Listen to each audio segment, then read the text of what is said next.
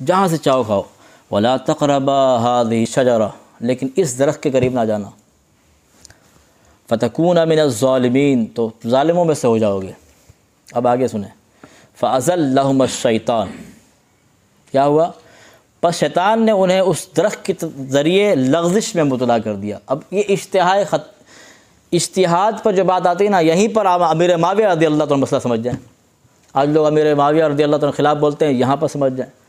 پھر آدم علیہ السلام کے بارے میں کیا کہیں گے؟ پیچھے قرآن کہہ رہا ہے ظالموں میں سے ہو جاؤ گے، آگے وہ لغزش ہو رہی ہے، کیا معاذ اللہ ظالم ہو گئے آپ؟ ایسا نہیں ہے، اجتہادی خطا ہوتی ہے۔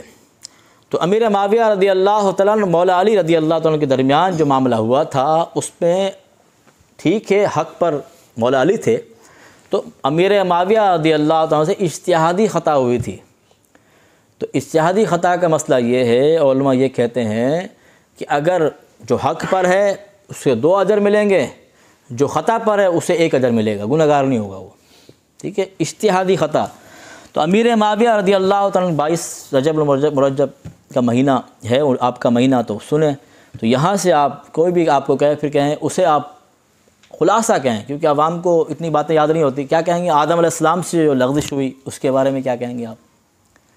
کیا ہمارے جو شروعات جب ہوئی معاذ اللہ ان کے بارے میں آپ یہ کہہ دیں گے؟ جو نبی تھے، جن کو اللہ نے نبی بنا کر بھیجا، ان کے بارے میں یہ کہہ دیں گے؟ بات یہاں تک پہنچ جائے گی۔